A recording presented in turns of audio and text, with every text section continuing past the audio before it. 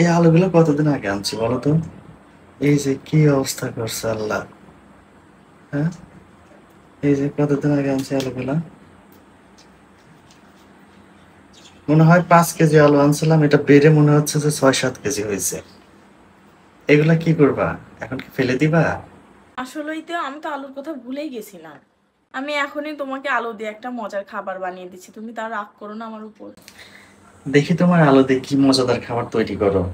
আজকেই দেখবো যে তুমি কি মজাদার খাবার তৈরি করো। নাও তোমার আলু। দাও, দেখো আমি তোমাকে আজকে আলু দিয়ে এমন একটা খাবার তৈরি করে খাওয়াবো, তুমি ভুলতেই পারবা না। প্রথমে হাঁড়ি বসিয়ে দিলাম, পানি দিয়ে দিব, এরপরে আলুগুলা দিয়ে দিব।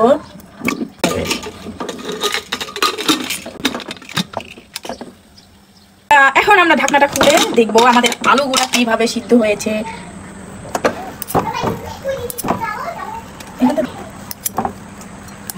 আলু কিন্তু এখন গরম। এখন আমি আলুগুলোর খোসা ছাড়িয়ে নেব সুন্দরভাবে।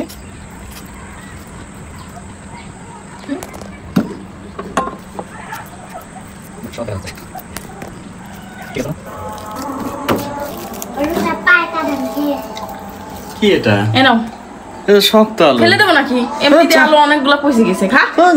আলু খাবি? খা খা, আলুটা কি নষ্ট হয়ে গেছে, আলু খাবি যা। আলুর জন্য খুব দরদ, খা। ফসা। এটা খাওয়া যায়? কর্নফ্লাওয়ার,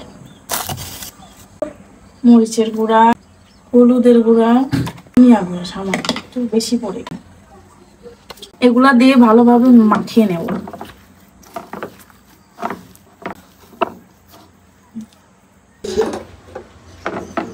ফোল্ড করে নেব।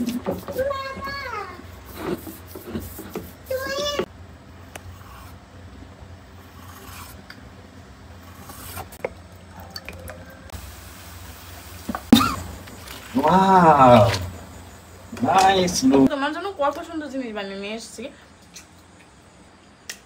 আসলে তো মজা হয়েছে। মজা না? আমি তোর রাগ করলাম। থ্যাংক ইউ, শোনাবো।